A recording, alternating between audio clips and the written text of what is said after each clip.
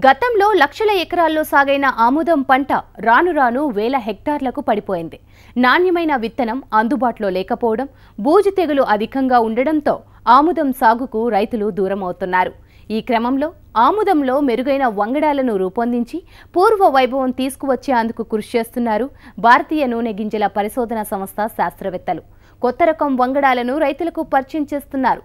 ఆముదం సాగు పట్ల రైతుల్లో ఆసక్తిని పెంచుతున్నారు. మరి శాస్త్రవేత్తలు రూపొందించిన సరికొత్త వంగడాలేంటి, వాటి సాగు వల్ల రైతులకు కలిగే ప్రయోజనాలేంటో తెలుసుకుందాం ఇవాల్టి నేలతల్లి కార్యక్రమంలో.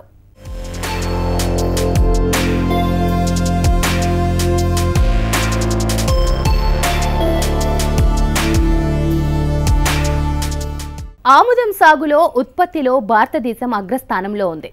9 లక్షల హెక్టార్లలో ఆముదం సాగు జరుగుతోంది. ఆముదానికి మార్కెట్లోనూ మంచి డిమాండ్ ఉంది.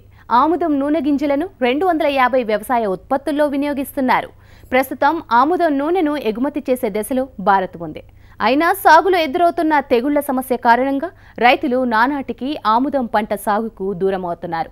ఈ నేపథ్యంలో ఆముదంలో మెరుగైన బెట్టను తట్టుకునే తెగుళ్లను నివారించే అధిక దిగుబడులను ఇచ్చే రకాలను రూపొందించారు భారతీయ నూనె గింజల పరిశోధన సంస్థ శాస్త్రవేత్తలు. ప్రధానంగా ఇక్కడ మా పరిశోధన ఫలితాలని మేము రైతులకి చూపించడానికని ముఖ్యంగా 2 రకాల సంకర జాతి రకాలని మనం వేసాము.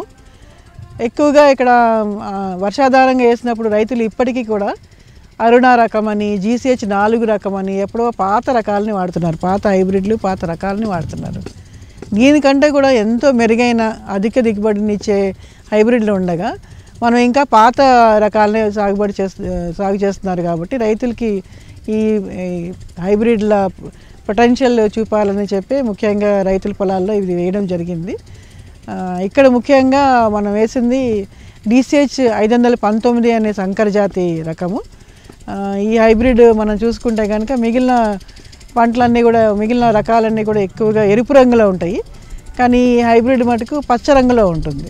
మీరు చూసుకుంటే కనుక ఆ కాండం అంతా కూడా పచ్చ రంగులో ఉంటుంది. దీనిపైన ఒక తెల్లటి మైనపు పూత ఉంటుంది. ఆ తెల్లటి మైనపు పూత వలన ఆకు మీద కూడా ఉండడం వల్ల దీనిలో కొంచెం బెట్టను తట్టుకునే శక్తి ఉంది. ముఖ్యంగా మన ఆముదం పంటల పరిశోధనలు ఎక్కువగా 2 ప్రధాన సమస్యల మీద మేము కేంద్రీకరించాము. ఒకటి భూమిలో ఉండే శిలీంధ్రము, అంటే ఫ్యూజేరియం విల్ట్ అంటాం దాన్ని. ఫ్యూజేరియం విల్ట్ ఒకవేళ వస్తే కనుక మొక్క మొత్తం ఎండిపోయి మొత్తం రైతుకి చాలా నష్టం కలుగజేస్తుంది. ఇది మనం విపరీతంగా ఆముదం పంటను అదే ఒకటే పొలంలో సాగు చేయడం వల్ల, పంట మార్పిడి చేయకపోవడం వల్ల, ముఖ్యంగా గుజరాత్ రాష్ట్రంలో ఈ సమస్య చాలా ఎక్కువగా ఉంది. మన వర్షాధార ప్రదేశాల్లో కూడా ఈ ఫ్యూజేరియం విల్ట్ అనేది ఎక్కువగా కనిపిస్తుంది. సో దానికి తట్టుకునే రకాల కోసం ముఖ్యంగా మా పరిశోధన చేశాము. దాంట్లో ముఖ్యంగా వచ్చింది మొట్టమొదటిగా DCH 177 అనేది, అది 2000 సంవత్సరంలో వచ్చింది. దాని తర్వాత ఇంకా కొంచెం మెరుగైన హైబ్రిడ్ మనం 2006లో తీసుకొచ్చాము. అదే ఈ DCH 519 అనే హైబ్రిడ్. సో ప్రస్తుతము ఈ హైబ్రిడ్ని మేము ఈ ప్రదర్శన క్షేత్రాల్లో, నార్వా మండలంలో, మహబూబ్నగర్ జిల్లాలో చాలా చోట్ల ఈ విత్తనాలని రైతులకు అందజేసి వీటిని ప్రదర్శన క్షేత్రాల్లో నిర్వహిస్తున్నాము. ఆముదంలో బూజు తెగులు సమస్య అధికంగా ఉంటోంది. చిన్నపాటి మెలకువలతో సరైన యాజమాన్య పద్ధతులు పాటిస్తే బూజు తెగుళ్లను సులువుగా దూరం చేసుకోవచ్చని శాస్త్రవేత్తలు సూచిస్తున్నారు. బూజు తెగులు సమస్య ఎప్పుడు ఎక్కువగా వస్తుందంటే మనకి ముఖ్యంగా వర్షాధారంగా పండించే ప్రదేశాల్లో మనకి సెప్టెంబర్, అక్టోబర్ మాసాల్లో వర్షం కొద్దిగా తేలికపాటి నుంచి మోస్తరు వర్షం పడినప్పుడు, గాలిలో తేమ అధిక శాతం ఉండి మబ్బు ఎక్కువగా పట్టినప్పుడు గాలి ద్వారా ఈ శిలీంధ్రము ఈ కాయల మీదకి వ్యాపిస్తుంది. ఈ కాయల మీదకి వ్యాపించడం వల్ల మొత్తం ఈ కాయలన్నీ కూడా బూజుతో మొత్తం కుళ్ళిపోయి నాశనం అవుతాయి. సో ఒక గెల, ప్రధానంగా ఈ మొదటి గెల నాశనం అయితే మనకి సుమారుగా 40% డ్యామేజ్ జరుగుతుంది. కాకపోతే దీనికి మనం తట్టుకునే రకాల కోసం మేము చాలా విపరీతంగా పరిశోధనలు జరిపాము. తట్టుకునే రకాల కంటే కూడా ముఖ్యంగా దీని మేనేజ్మెంట్ చాలా ముఖ్యము. అది మేము చాలామంది రైతులకు చెప్తూనే వచ్చాము. ఏంటంటే మనకి గెల మొత్తం నాశనం అయిపోయినా కూడా మనకి ఆ వచ్చిన వర్షపాతంలో కొద్దిగా మనం మొక్కకి కొద్దిగా యూరియా వేసుకుని ఈ ఏదైతే నాశనం అయిందో ఆ గెలని మొత్తం మనం తీసేసి కొంచెం మంచి ఎరువుని, నీటి వసతిని కల్పిస్తే కనుక ఈ మొదటి గెల నుంచి మిగిలిన పంగలు వస్తాయి. కాబట్టి మనకి ఎక్కువ దిగుబడి వచ్చే అవకాశం ఉంది. కాకపోతే ఈ బూజు తెగులు మేనేజ్మెంట్ చాలా కష్టం అని చెప్పి రైతులు ఆముదం పంటనే ముఖ్యంగా మానేసి మిగిలిన పంటల వైపు అంటే పత్తి పంట వైపు, మొక్కజొన్న వైపు, కంది వైపు ఇట్లా మళ్ళీపోయారు. ముఖ్యంగా ఏంటంటే ఇక్కడ చిన్న సింపుల్ టెక్నిక్స్తోనే మనం ఈ బూజు తెగుల్ని కొంచెంగా కంట్రోల్ చేసుకోవచ్చు. అది వదిలేసి రైతులు ఎక్కువగా మిగిలిన పంటల వైపు వెళ్ళడం వల్ల ఆముదం విస్తీర్ణం మహబూబ్నగర్ జిల్లా ఒకప్పుడు మహబూబ్నగర్ జిల్లా ప్రధానంగా ఆముదం పంట ఎక్కువగా ఉండేది. సో ప్రస్తుతం అది 30,000 హెక్టార్లకి పడిపోయింది.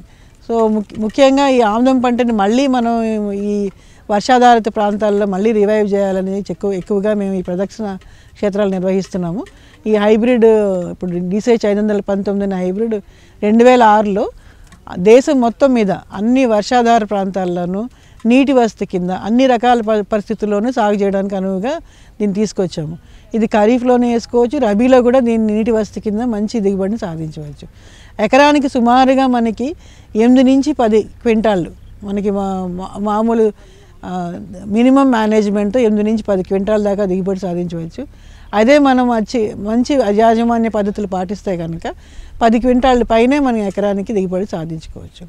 ఇంకా రెండవది, మనం బూజు తెగులు తట్టుకునే రకాల కోసం మా నూనె గింజల పరిశోధనా సంస్థలో మా శాస్త్రవేత్తల కృషి ఫలితంగా మనము ఒక కొత్త హైబ్రిడ్ని ICH 538 అనే హైబ్రిడ్ని కూడా ఇక్కడ రైతుల కోసం వేయడం జరిగింది. ప్రస్తుతం అది మన పరిశోధన ఆల్ ఇండియాలో పరిశోధనలో ఉంది. కానీ దాంట్లో తప్పకుండా ఈ బూజు తెగులు తట్టుకునే శక్తి ఉంది. సో ఇది 2 రకాల ఈ హైబ్రిడ్ని మనం రైతులకి చూపించడం కోసం ముఖ్యంగా వేసాం.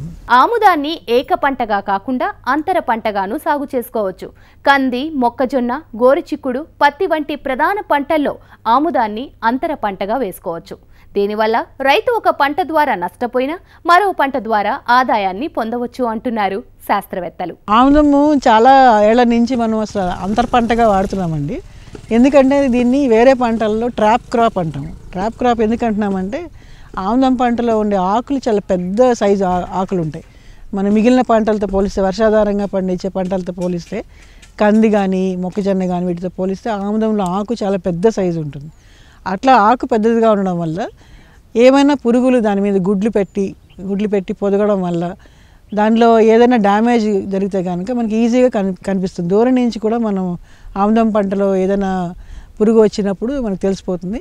సో అట్లా మనం పురుగుని కూడా నియంత్రించుకోవచ్చు. అందువలన కూడా ముఖ్యంగా అంతర పంటగా మనం ఎక్కువగా చాలామంది రైతులు ఇంతకుముందు వేసేవాళ్ళు. ఇప్పుడు క్రమేణా ఎక్కువగా రైతులు సోల్ క్రాప్ అంటారు, అంటే ప్రధాన పంటగా కందులు కానీ ఆముదం కానీ విడివిడిగానే వేయడం ఎక్కువగా చేస్తున్నారు. కానీ అంతర పంటగా వేయడం వల్ల ముఖ్యంగా ఏంటంటే 2 వరుసలు కంది, 1 వరుస ఆముదము లేదా మొక్కజొన్నతో కూడా వేసుకోవచ్చు.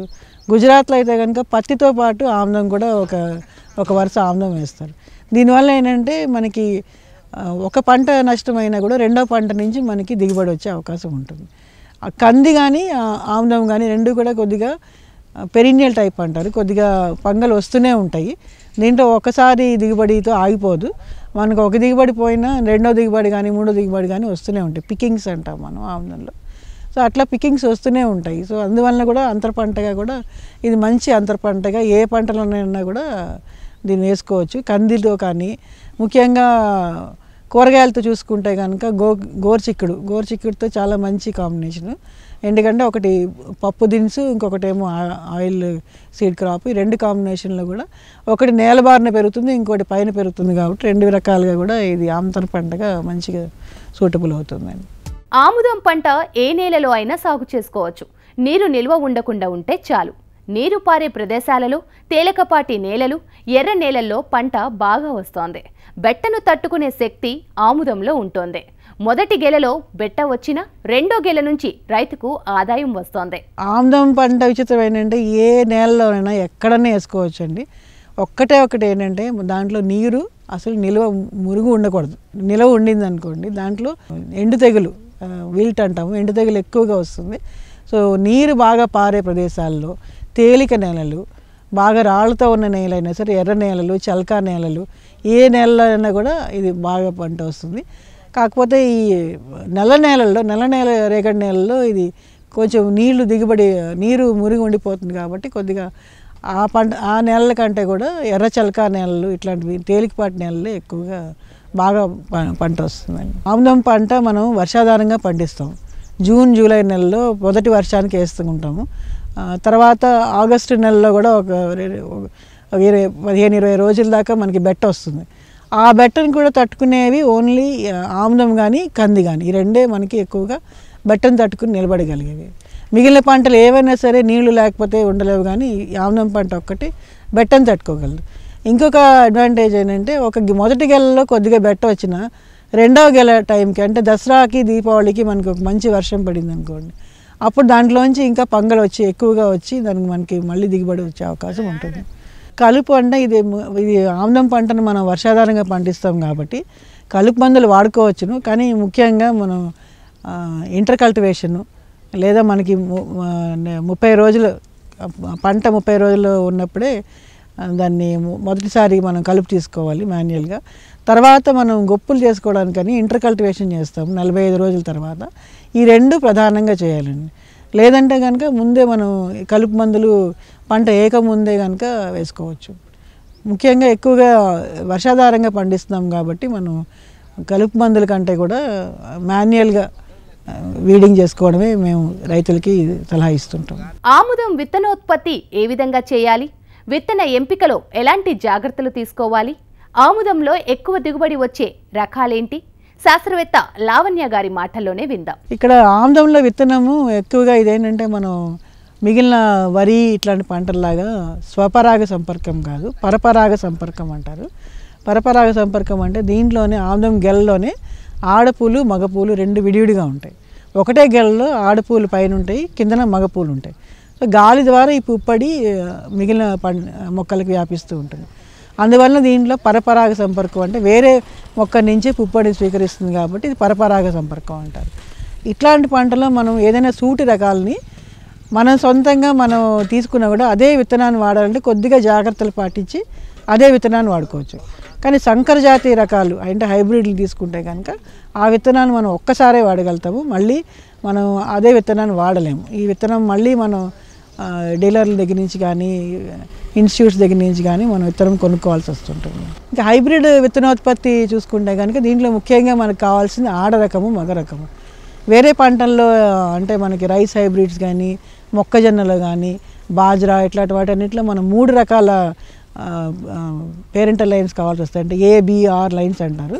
కానీ ఆందోళనలో మటుకు 2 రకాలు ఉంటాయి. ఒకటి ఫీమేల్, ఇంకోటి మేల్ లైన్. ఆడ రకం మగ రకం అంటారు. ఈ ఆడ రకము మగ రకం కూడా మనం సెప్టెంబర్ నెలలో, ముఖ్యంగా సెప్టెంబర్ టు అక్టోబర్ నెలల మధ్యలో మనం 3 వరుసలు ఆడ రకము, 1 వరుస మగ రకం వేసుకుంటాము. వేసుకున్న తర్వాత మగ రకం నుంచి పుప్పడి గాలి ద్వారా ఆడ రకం మీద పడుతుంటుంది.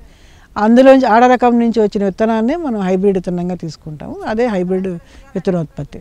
కాకపోతే మనం ఈ హైబ్రిడ్ విత్తనోత్పత్తి చేయాలంటే సుమారుగా 300 మీటర్ల వరకు చుట్టుపక్కల వేరే ఏ ఆముదం పంట ఉండకూడదు, ఏ రకమైన విత్తనోత్పత్తి ఉండకూడదు, ఏ రకమైన ఈ పెరీనియల్గా పెరిగే మొక్కలు కానీ ఇవన్నీ లేకుండా జాగ్రత్తలు తీసుకోవచ్చు. కొద్దిపాటి జాగ్రత్తలు తీసుకుని రైతులు కూడా దీన్ని హైబ్రిడ్ విత్తనోత్పత్తిని చేయొచ్చు. దానికి కొద్దిగా మనం ట్రైనింగ్ తీసుకుంటే కనుక వాళ్ళు చేయవచ్చు. అలా కాకుండా సూటి రకాలు ఏవైతే ఇప్పుడు క్రాంతి రకము, హరిత రకము, DCS 107 అనే రకం ఉంది. ఇట్లా ఈ 3 రకాలు కూడా మనం మంచి అధిక దిగుబడిని ఇచ్చే రకాలు ఉన్నాయి. సో వాటినైతే కనుక రైతులు కొంతమంది ఒకటే కొద్దిగా 600 మీటర్లు చుట్టుపక్కల ఏ పంట లేనప్పుడు అట్లాంటి విత్తనం తీసుకుని దాన్ని మళ్ళీ నెక్స్ట్ ఇయర్ వాడుకోవచ్చు. దానిలో కూడా కొద్దిగా మనం శ్రద్ధ తీసుకోవాల్సింది ఏంటంటే ప్రతి మొక్కకి కానీ ప్రతి పంటకి కానీ ఒక్కొక్క వెరైటీకి హైబ్రిడ్కి కొన్ని లక్షణాలు ఉంటాయి, ప్రధాన లక్షణాలు ఉంటాయి. ఆ లక్షణాలను మనం తెలుసుకుని ఏవైతే మనకు అవసరమైన మొక్కలో అవే ఉంచి మిగిలిన వాటిని మనం కేళీలు అంటాము, ఆఫ్ టైప్స్ అంటాము, రోగ్స్ అంటాము. అట్లాంటివి తీసేసి మనం మంచి విత్తనాన్ని చేసుకోవచ్చు, క్వాలిటీ విత్తనాన్ని చేసుకోవచ్చు. ఇలా అన్నిటికీ కూడా మనం సూటి రకాల విత్తనోత్పత్తి కానీ లేదా హైబ్రిడ్ విత్తనోత్పత్తి కానీ మనం మా నూనె గింజల పరిశోధన సంస్థ నుంచి కొంతమంది రైతులకి ఎవరికైనా ఇంట్రెస్ట్ ఉన్న వాళ్ళకి మేము తప్పకుండా ట్రైనింగ్ ఇచ్చి మనం సహకారం అందించగలుగుతాం. చాలా ఏళ్లుగా ఆముదంలో అరుణ, GCH4 రకాలని రైతులు సాగు చేస్తున్నారు. వాటికంటే అధిక దిగుబడులను ఇవ్వడంతో పాటు ఎండు బూజు తెగుళ్లను తట్టుకునే వంగడాలను రైతుల ముందుకు తీసుకువచ్చారు శాస్త్రవేత్తలు. వీటి గురించి రైతులు తెలుసుకొని మంచి యాజమాన్య పద్ధతులను పాటించి ఎకరానికి 10 క్వింటాల దిగుబడిని సాధించవచ్చు అంటున్నారు. అరుణ రకమని, GCH 4 రకమని ఇప్పటికీ పాత రకాలనే చెప్తున్నారు.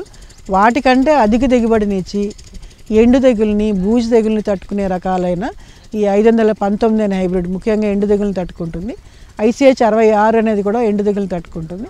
538 అనేది ప్రస్తుతం మనం పరిశోధనలో ఉంది. అది కూడా ఎండు తెగుల్ని ముఖ్యంగా బూజు తెగుల్ని కూడా తట్టుకునే హైబ్రిడ్.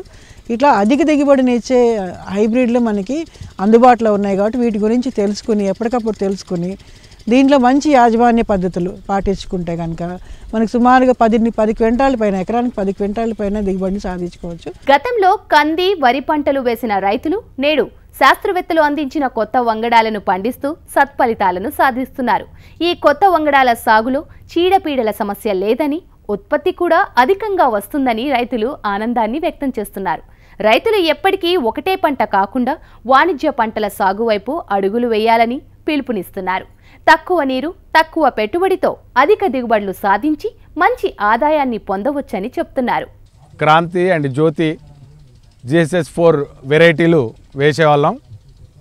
అయితే ప్రభుత్వం నుండి నూనె గింజల ఉత్పత్తి కేంద్రం వాళ్ళు మాకు కొత్త వెరైటీలు పరిచయం చేయడం జరిగింది. 519 కానీ 538 కానీ చాలా మంచిగా దిగుబడి వస్తుంది. అయితే ఆ దిగుబడితో పాటు పంట మార్పిడి కూడా జరుగుతుంది. ఇంతకు పూర్వం మేము ఒకే పంటని ఎక్కువసార్లు వేయడం వల్ల చీడపీడలకి గురి అయ్యేది. మరి ఆముద పంట వర్షాధారం కానీ ఆ తర్వాత రబీలో కానీ వేయడం వల్ల బాగా ఎక్కువ ఉత్పత్తి రావడం, ముఖ్యంగా వాణిజ్య పంట కనుక మంచి దిగుబడితో పాటు రాబడి కూడా రావడం జరుగుతుంది. మేము IM వారు మాకు ఇచ్చిన 519, 538 రకాలు వేసినాము. ఇంతవరకు మేము వేసిన వేరే నవభారత్ వాటికంటే చాలా మంచిగా ఉన్నాయి. ఇవి ఆంద్యాలు ఇవి పెద్ద గుంటకి పెట్టుకుంటే మంచిగా ఉంటుంది. చిన్న గుంటక కాకుండా పెద్ద గుంటకి, అటు పెద్ద గుంటక ఇటు పెద్ద గుంటకు పెట్టుకుంటే చాలా మంచిగా ఉంటుంది. ఇప్పుడు ఇంతకుముందు పెట్టే నవభారత్ కంటే ఇవి చాలా మంచిగా ఉన్నాయి. ఈ మేము 4 రకాల పంటలు వేసాము.